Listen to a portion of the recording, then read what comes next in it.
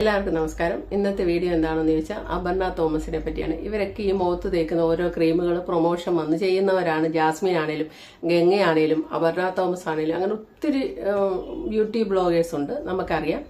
സത്യത്തിന്റെ ഒരു കണിക പോലും അവരുടെ 7 അയലക്കത്തൂടെ പോലും പോയിട്ടില്ല. അതാണ് അതിന്റെ സത്യം. പിന്നെ സത്യം ഒരാളിൽ നിന്ന് കൂടുതൽ മറ്റൊരാൾ ഒന്നുകൂടെ കൂട്ടി പറഞ്ഞ വിശ്വാസം നിങ്ങളുടെ മുഖം വെളുത്തിട്ട് പാറുമെന്ന് ഞാൻ പറയുന്നില്ല, ഒരു ഷെയ്ഡ് മാറിക്കിട്ടും. ഇങ്ങനെയൊക്കെ പറയുമ്പോൾ നമുക്ക് നല്ലൊരു വിശ്വാസം തോന്നും.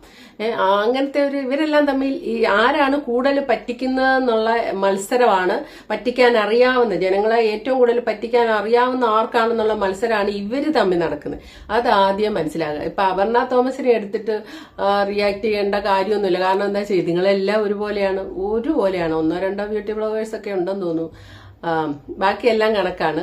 ഉപയോഗിച്ച് സത്യം പറഞ്ഞാൽ ഇവർക്ക് പ്രൊമോഷൻ ചെയ്യണമെങ്കിൽ ഒരു 3 മാസമെങ്കിലും ഇവർ ഉപയോഗിച്ചതിന് ശേഷം സത്യസന്ധമായ കാര്യമെന്ന് പറയണം. അതിന് പറ്റുമോ? കെട്ടുകണക്കിന് കമ്പനി ഇങ്ങോട്ട് ചെയ്യുമെന്ന് പറഞ്ഞ് ലക്ഷങ്ങൾ കൊടുക്കുമ്പോൾ പിന്നെ പ്രലോഭനത്തിൽ വീഴാതിരിക്കും. മനുഷ്യന്റെ മനസ്സെന്ന് പറഞ്ഞാൽ തന്നെ പൈസ കണ്ട അപ്പൊ തന്നെ കമന്നടിച്ചങ്ങോട്ട് വീഴുന്നവർ. അതിനതീതരായിട്ട് ആരുമില്ല. അപ്പം നമ്മളാണ് നമ്മുടെ ബുദ്ധി ഉപയോഗിച്ച് തീരുമാനം എടുക്കണം. കാര്യം ഇവര് പുതിയ പ്രൊഡക്റ്റ് എന്തിനേലും ഒക്കെ പരിചയപ്പെടുത്തുന്നുണ്ടെങ്കിൽ അത് ChatGPT-യോട് ചോദിച്ചിട്ടോ അല്ലെങ്കിൽ സെർച്ച് ചെയ്തിട്ടൊക്കെ അതിന്റെ യഥാർത്ഥ സംഭവം എന്താണെന്ന് മനസ്സിലാക്കിയിട്ട് ഉപയോഗിക്കാം. ഇപ്പൊ അപർണ ഏറിപ്പോയ വീഡിയോകൾ കാണാം. When I say my makeup routine has evolved to be the best, I mean I have found smarter products that do multiple jobs at once. And this new L'Oréal Paris Glycolic Bright Luminizing Cream proved it right. It is technically skincare, but it works as a moisturizer plus strobe cream plus highlighter all in one, giving that instant glow and making the skin look fresher and more even. The cream is super lightweight and sets a smooth, silky base without making the skin feel oily. Look at the natural base and glow it gives. It is so perfect that I don't even feel the need to apply additional layers of makeup on top. This alone gives enough glow and a healthy looking finish. Honestly, L'Oréal Paris has been killing it with their formulations, and this new launch is just the best. Me being me, I have worn this through the day to test it and it sits so well. Now, why do I keep reaching for it? Because it is simple, effective, and gives the best results. Your skin without fixing your skin barrier, it's just not gonna happen. But you know what? I don't believe in quitting. Our skin is resilient, okay? We just need to treat it right. And this is something I found very recently, the new Pond's Biome Gel. It works on your skin barrier by balancing your skin's microbiome, basically the first line of skin's defense. This has Serrahymino, so skin feels hydrated of skin's defense. This has Serrahymino, so skin feels hydrated all day long and more plump and radiant. And it's super lightweight. So day long and more Serrahymino, so skin feels hydrated all day long and more plump and ഇതിനകത്ത് അപർണയുടെ ഒരു പ്രത്യേകത, ഗംഗയിൽ നിന്നും ജാസ്മിനിൽ നിന്നൊക്കെ അപർണയുടെ ഒരു പ്രത്യേകത എന്താണെന്ന് നിങ്ങൾക്കറിയാം. 10 ലക്ഷത്തിന് മേലെ സബ്സ്ക്രൈബേഴ്സ് ഉണ്ട്. അതിപ്പോ ജാസ്മിൻ അവർക്കൊക്കെ ഉണ്ട്. പക്ഷേ അപർണ ഇംഗ്ലീഷ് കടുക് വർക്കും. ഈ ഇംഗ്ലീഷ് എന്ന് പറഞ്ഞാൽ സായിപ്പ് ഇവിടെ ഉപേക്ഷിച്ചിട്ട് പോയപ്പോൾ തന്നെ അന്ന് തൊട്ടേ മലയാളികൾക്ക് എല്ലാവർക്കും അങ്ങോട്ട് വളരെ ഹൈ ക്വാളിഫിക്കേഷൻ ഉള്ളവർക്ക് പോലും അത്ര സ്പീഡ് ഫ്ലുവൻസിയോടെ ഇംഗ്ലീഷ് സംസാരിക്കാൻ പറ്റാത്ത ഒരു ബാലികേറ മലയാണ് ഇംഗ്ലീഷ് എന്നാണ്. അതുകൊണ്ട് തന്നെ മലയാളികൾക്ക് ഇംഗ്ലീഷ് നല്ല ഒഴുക്കൂടെ സംസാരിക്കുന്നവരോട് ഒരു ആരാധന ഉള്ളിൻ്റെ ഉള്ളിലുണ്ട്. നമ്മൾ പോലും അറിയാതെ ഒരു ബഹുമാനം ഓൾറെഡി അവർക്ക് നമ്മൾ കൊടുക്കും. ആ ഒരു സൂത്രം ശരിക്കും മനസ്സിലാക്കിയ ആളാണ് അപർണ തോമസ്. അതുകൊണ്ട് തന്നെ പുള്ളിക്കാരത്തി വന്ന് ഇംഗ്ലീഷിലും കടുക് വർക്കും.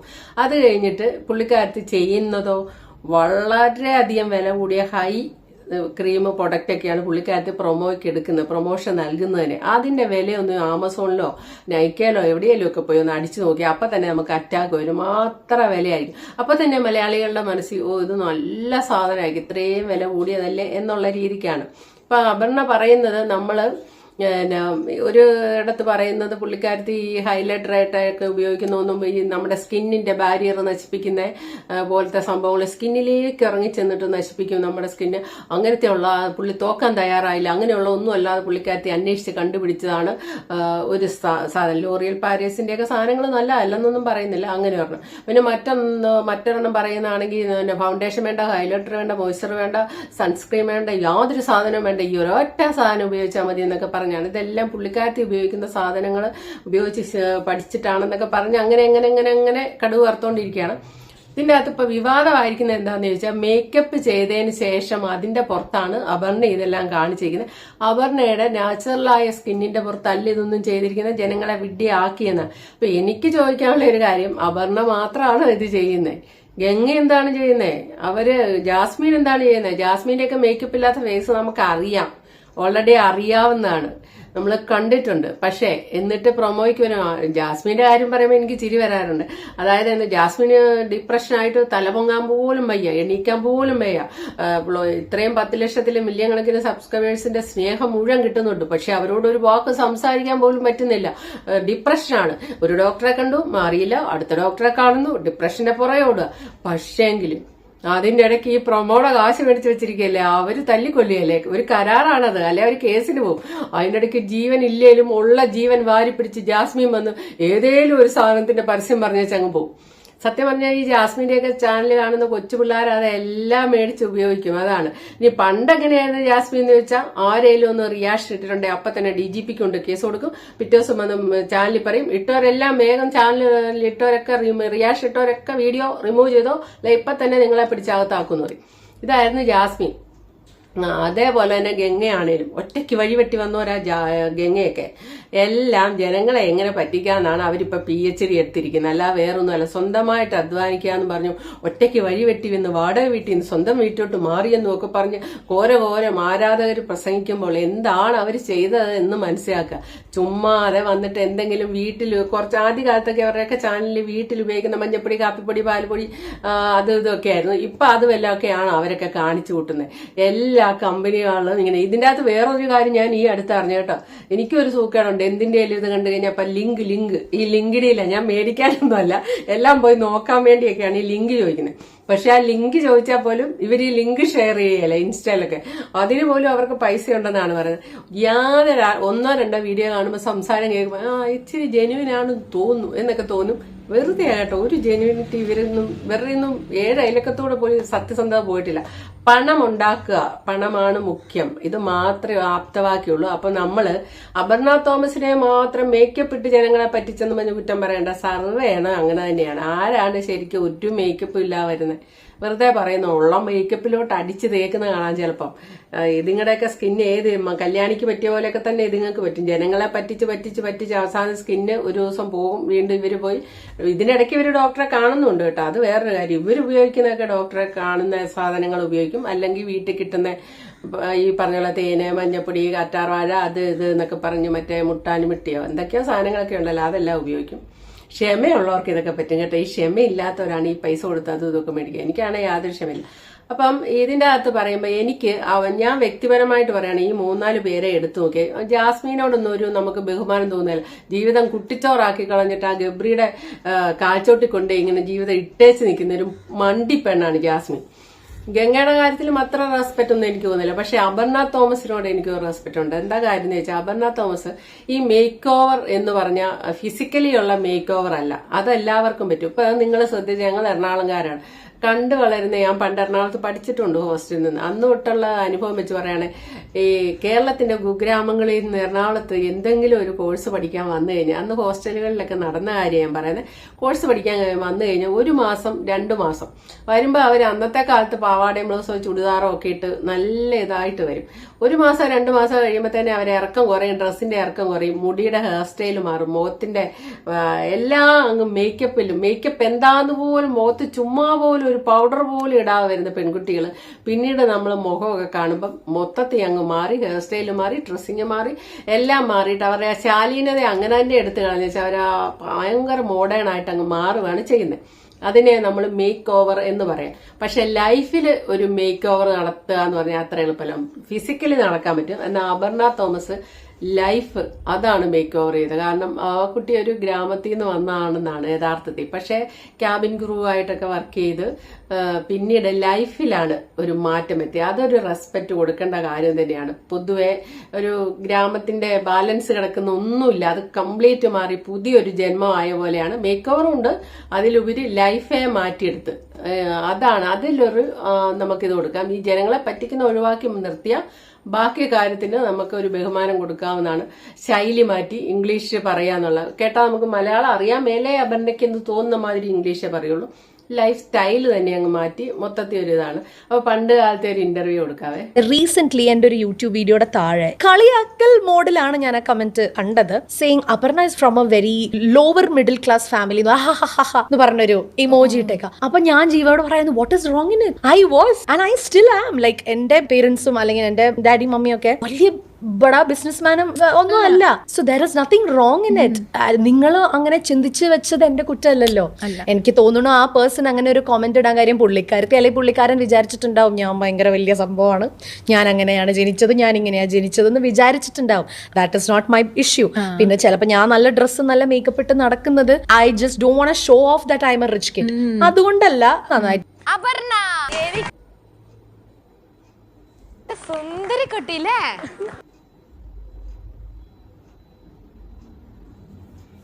ഇപ്പോഴത്തെ അപർണയാന്ന് നമുക്ക് കണ്ടാൽ പോലും തോന്നിയാലാത്ത പോലെ അന്നിരിക്കുന്നത്. ഇപ്പൊ ഇരിക്കുന്നത് എങ്ങനെയാന്ന് നമുക്കറിയാലോ. ഇനി അത് പോട്ടെ, ആ വിഷയം പോട്ടെ. ഇനി ഇവരുടെ വ്യക്തിപരമായ കാര്യം പറയുകയാണെ, അപർണയുടെയും ജീവയുടെയും കല്യാണം കഴിഞ്ഞിട്ട് ഏതാണ്ട് 11-12 വർഷം ആയെന്ന് തോന്നുന്നു. പക്ഷെ ഈ അടുത്തായിട്ട് ഇവര് വേർപിരിഞ്ഞെന്നുള്ള വാർത്തയാണ്. അവർ രണ്ടുപേരും വന്ന് വേർപിരിഞ്ഞെന്ന് പറഞ്ഞിട്ടില്ല, പക്ഷെ അവർ വേർപിരിഞ്ഞെന്ന് ജനങ്ങൾ മനസ്സിലാക്കിയിട്ടുണ്ട്. അപ്പം ഈ അടുത്ത് എയർപോർട്ടിൽ വന്നേച്ച് ഒരു പോക്ക് പോകുന്ന കാണാവേ. ട്രാവൽ ചെയ്ത്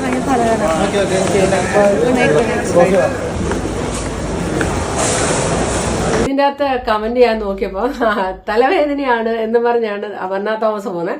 പക്ഷെ കമന്റ് ബോക്സ് മുഴുവൻ ഇട്ടിരിക്കുന്നത് എന്താ പറയുക, ജീവയെ പറ്റി ചോദിക്കാതിരിക്കാൻ വേണ്ടി പോകുന്നതാണ്. ഇവർ രണ്ടുപേരും പിടി തരുന്നില്ല. രണ്ടുപേരും തമ്മിലുള്ള സീനുകളൊന്നും ഇവര് ഷൂട്ട് ചെയ്ത് വിടുന്നില്ല. അവസാനം എങ്ങാണ്ട് ഒരു ഹോം ടൂർ നടത്തിയതിനകത്ത് ഇന്റീരിയൽ ചെയ്ത ആൾക്ക് വേണ്ടി സംസാരിച്ചാൽ ഇവര് പരസ്പരം സംസാരിക്കുന്നില്ല, പഴയതില്ല. പക്ഷേങ്കിൽ ഈ യൂട്യൂബ് തുറക്കുന്ന കാലത്ത് ഞാൻ നോക്കുമ്പം ഈ അപർണയും നിങ്ങൾ ശ്രദ്ധിച്ചിട്ടുണ്ടോ, അപർണയും ജീവയും ശരിക്കും പറഞ്ഞാൽ ഈ പറഞ്ഞ പോലെ റെസ്പെക്ട് തോന്നി എന്ന് പറഞ്ഞ പോലെ ഇവരുടെ ഈ ജോഡി ശരിക്കും കാഴ്ചക്ക് ഇവരൊരു സഹോദരൻ പോലെ ഒരച്ചിലിട്ട് വാർത്ത പോലത്തെ ഷേപ്പല്ലേ രണ്ടുപേർക്കും ഒരേപോലെ. ശരിക്കും അവർ യോജിക്കേണ്ടവരാണ് എന്ന് നമുക്ക് തോന്നും. മെയ്ഡ് ഫോർ ഈച്ച് അതർ എന്ന് പറയുന്ന പോലെ തോന്നുന്ന ഒരു ബോഡി ലാംഗ്വേജും ഒരേപോലെ തോന്നുന്നു. ശരിക്കും ഒരേപോലെ. നമ്മൾ ഈ പലരും കല്യാണം കഴിച്ചാൽ അങ്ങനെ തോന്നിയല്ല. പക്ഷെ ഇവരെ തമ്മിൽ ജോഡി കാണുമ്പോൾ അതുപോലെ തന്നെ ആൾക്കാർ കമന്റിൽ ഇടാറുണ്ട്, ഇവരുടെ ലൈഫ് കണ്ടാൽ ശരിക്കും ഒരു ചെറിയ അസൂയ തോന്നുന്നത്. ശരിക്കും പറഞ്ഞാൽ അങ്ങനത്തെ ഒരു കപ്പിളായിരുന്നു അല്ലെ. അവർ വേർപിരിഞ്ഞ് പോകാതിരിക്കട്ടെ എന്നേ പറയാൻ പറ്റുള്ളൂ. അത്രയും ഒരു കാഴ്ചയിൽ യോജിപ്പുണ്ട്. പിന്നെ ഇവർ അതുപോലെ സ്നേഹിച്ചാണ് നമ്മൾ കണ്ടിരിക്കുന്നത്. പിന്നെ എന്താണ് ലൈഫല്ലേ, ചട്ടിയും കലാകുമ്പോൾ തട്ടി മുട്ടിയിരിക്കുന്ന പറഞ്ഞാൽ എന്തൊക്കെയോ പ്രശ്നങ്ങളുണ്ടാകാം, ക്ഷമിക്കും. പിന്നെ എല്ലാവരും ഇവരുടെയൊക്കെ ഈഗോയുടെ മുകളിലാണ് നിൽക്കുന്നത്. എന്താ വെച്ചാൽ എല്ലാവരും സ്വന്തമായിട്ട് അധ്വാനിച്ച് സ്വന്തം വ്യക്തിത്വത്തിൽ അടിയുറച്ച് വിശ്വസിച്ച് അങ്ങനെയൊക്കെ നിൽക്കുന്നവരാകുമ്പോൾ എന്ത് പറ്റുമെന്ന് ചോദിച്ചാൽ ഒരല്പം പോലും വിട്ടുവെച്ച ഒരാളെങ്കിലും ഒരു പടി താഴോട്ട് ഒന്നിറങ്ങി നിന്നാൽ മാത്രമേ ദാമ്പത്യം വിജയിച്ചു പോകും. ആരും അതിന് തയ്യാറായില്ല, രണ്ടുപേരും അതിന് തയ്യാറായില്ലെങ്കിൽ അത് വേർപിരിയത്തേയുള്ളൂ. ഇവരുടെയൊക്കെ പ്രശ്നം അതേ ആവുള്ളൂ. കാരണം അതങ്ങനെയാണ് ലൈഫിൽ. മറ്റുള്ളതെല്ലാം നേടി വരുമ്പോൾ സ്വന്തം സ്വഭാവത്തിൽ വരുന്ന ചില ചേഞ്ചുകളും അതും ഇതൊക്കെ ഉണ്ട്. ഇപ്പൊ ഒരു പടി താഴെ നിൽക്കാന്ന് പറയുമ്പോൾ വേണമെങ്കിൽ ഫെമിനിസ്റ്റുകൾക്ക് വഴക്കുണ്ടാക്കാം. പക്ഷെ ഞാൻ ഒരു പടി താഴെ ആണിനോ പെണ്ണിനോ നിൽക്കാം. ആരേലും ഒന്ന് വിട്ടുവീഴ്ച ചെയ്യുക. പരസ്പര വിശ്വാസം, സ്നേഹം, അതാണ് ദാമ്പത്യത്തിന്റെ അടിത്തറ എന്നൊക്കെ പറയുമെങ്കിലും വിട്ടുവീഴ്ച വേണം. അതാണ് വേറൊരു കാര്യം. അതില്ലെങ്കിൽ നടക്കില്ല. പിന്നെ വിശ്വാസ വഞ്ചന വരുത്തിയാലും വേർപിരിയാം, അതിനുള്ള റൈറ്റ് ഉണ്ട്. അപ്പൊ എന്താണ് ഇവരുടെ ഇടയിൽ സംഭവിച്ചെന്നൊന്നും അറിയത്തൊന്നുമില്ല. നേരെ ഇപ്പൊ ഇവര് യോജിപ്പിലല്ല പോകുന്നെന്നാണ് പറയുന്നത്. അവരായിട്ട് വന്നൊന്നും പറഞ്ഞിട്ടില്ല. അപ്പൊ ടോട്ടലി ഇത്രേ പറയാനുള്ളൂ. അപർണ തോമസിനെ എടുത്തിട്ട് പെരുക്കുന്ന ആൾക്കാരും ഈ ഗംഗയും ജാസ്മീനും ഒന്നും ചെയ്യുന്ന കാണുന്നില്ല. എല്ലാ അവളുമാരും മേക്കപ്പ് ഇട്ടിട്ടാണ് ഈ ജനങ്ങളെ പറ്റിക്കുന്നത്. അല്ല അപർണ തോമസ് മാത്രമല്ല, സകല ആൾക്കാരും അങ്ങനെ തന്നെയാണ്. ആർക്കും ജനങ്ങളോടൊരു കൂറൊന്നുമില്ല. അവർക്ക് അവരുടെ ആ ചെറുപ്രായത്തിൽ സമ്പാദിക്കുക, ജനങ്ങളെ പറ്റിച്ച് നമ്മൾ പ്രൊമോഷൻ ചെയ്ത് ഏതെങ്കിലും ഒരു ക്രീം ഉപയോഗിച്ച് ആരുടെയെങ്കിലും സ്കിന്ന് പോയാൽ എന്നോർത്തുള്ള ഒരു വിഷമവും ഇല്ല. നിങ്ങളത് മനസ്സിലാക്കുക. രഞ്ജിനി ഹരിദാസ് ആണേലും ശ്രുതി തമ്പി ആണേലും അവർ ഈയിടെയൊക്കെ അവരോരോ പ്രൊമോ ചെയ്തിട്ട് ആ പ്രൊമോ കണ്ടുവച്ച് ദുബായി പോയിട്ട് സെക്സ് റാക്കറ്റിന്റെ പിടിയിൽപ്പെട്ട പെൺകുട്ടികളില്ലേ, അത് ഞങ്ങളൊക്കെ റിയാക്ഷൻ നടത്തിയപ്പോൾ ശ്രുതി തമ്പി അതിന്റെ മറുപടിയായിട്ട് വന്ന് എവിടെയെങ്കിലും ഒരു വാക്ക് ആ കുട്ടി പറഞ്ഞോ, ഞാൻ പ്രൊമോ പറയുന്നത് കേട്ട് ആരെങ്കിലും ആ ഒരു സെക്സ് റാക്കറ്റ് പെട്ടുപോയെങ്കിൽ എനിക്ക് സങ്കടമുണ്ട്, ഞാൻ അറിഞ്ഞുകൊണ്ട് ചെയ്തതല്ല, എന്റെ കയ്യിൽ നിന്ന് പറ്റിയ അബദ്ധം, അങ്ങനെയൊന്നും പറഞ്ഞില്ല. ആ കുട്ടി അതിനെപ്പറ്റി റിയാക്ഷൻ ഇട്ടവരെ പറ്റിയാണ് ആ കുട്ടി സംസാരിച്ചത്. അപ്പൊ അവർക്കൊന്നും സമൂഹത്തിൽ ആർക്ക് എന്ത് വന്നെന്ന് പറഞ്ഞാൽ ഇവർക്കാർക്കും ആരുടെയും സ്കിൻ അങ്ങ് പൊള്ളിപ്പോയി എന്ന് പറഞ്ഞാലും ഇവർക്ക് ആർക്കും യാതൊരു മനപ്രയാസവും ഇല്ല, കുറ്റബോധവും ഇല്ല, ഒന്നുമില്ല. ഇന്ന് ഒരു കെട്ട് പ്രൊമോഷന്റെ സാധനം ഇവർക്ക് ഫ്രീ ആയിട്ട് കിട്ടും, അതെടുക്കുന്നു, നമ്മളെ കാണാനൊന്ന് ഉപയോഗിക്കുന്നു, അത്രേ ഉള്ളൂ. അല്ലാതെ അവരധികം ഉപയോഗിക്കുന്നു. ഇത് അടിപൊളിയാണ്, നിങ്ങളുടെ സ്കിന്നിന്റെ ഉള്ളിലേക്ക് ഇറങ്ങി സ്കിൻ അത്ര നന്നാക്കി വെക്കും, അങ്ങനെ വെക്കും, ഇങ്ങനെ വെക്കും എന്നൊക്കെ ആൾമാർ ഈ വാചകവും കമ്പനി പറഞ്ഞു കൊടുക്കുന്ന കേട്ടോ. നിങ്ങൾ അത് ആലോചിക്കണം. ഈ വാചകങ്ങൾ ഇവര് പറയുന്നതല്ല കേട്ടോ, കമ്പനി എഴുതി കൊടുക്കുന്ന വാചകം. അതും പറഞ്ഞ് അങ്ങ് വിടും. പിന്നെ നിങ്ങൾ എന്ത് ചെയ്ത് എന്നാ ചെയ്തു ഒരു തേങ്ങ അവർക്ക് അറിയേണ്ട കാര്യമില്ല. അടുത്ത പ്രോഡക്റ്റ് വരുന്നു, അടുത്ത വാചകം വരുന്നു, അടുത്തത് ചെയ്യുന്നു, ക്യാമറയ്ക്ക് മുന്നിൽ വന്ന് നീന്ത. സുറിത്തമ്പി പറഞ്ഞില്ലേ, എനിക്കതൊന്നും അറിയത്തില്ല, അവർ അയച്ചു തന്നത് ഞാൻ ഷൂട്ട് ചെയ്തു, വാട്സാപ്പിൽ അവർ വന്നു, വാട്സാപ്പിൽ ഞാൻ ഷൂട്ട് ചെയ്ത് അയച്ചു, അത്രേ ഉള്ളൂ. അതുമൂലം ഒരു പറ്റം പെൺകുട്ടികളെ സെക്സ് റാക്കറ്റിൽ പെട്ട ആർക്കറിയണം, എവിടെ അറിയണം, ഒന്നും വേണ്ട. ഇത് തന്നെയാണ് സമുദ്രമാരെല്ലാം കൂടെ പ്രൊമോഷൻ നടത്തുന്ന കാര്യം. അപ്പൊ അതൊക്കെ നോക്കിയും കണ്ടും തലച്ചോറ് വർക്ക് ചെയ്യുക. അല്ലാതെ അച്ഛനെയും അമ്മയും കുറ്റപ്പെടുത്തിയും ചാവാൻ പോവാന്ന് പറഞ്ഞ് ഭീഷണിപ്പെടുത്തിയും എല്ലാം പൈസ മേടിച്ച് ഈ വക സാധനങ്ങൾ. അപർണ തോമസ് ചെയ്യുന്ന ഒരൊറ്റ സാധനം നമുക്ക് നോർമൽ ആയിട്ടുള്ള മിഡിൽ ക്ലാസ്സിലുള്ള ഒരാൾക്ക് മേടിക്കാൻ പറ്റില്ല, ഹൈ ക്ലാസ്സിലുള്ളവർക്ക് മേടിക്കാൻ പറ്റുള്ളൂ. അത് മറ്റൊരു കാര്യം. അപ്പൊ okay, thank you for watching. അടുത്ത വീഡിയോ കാണാം.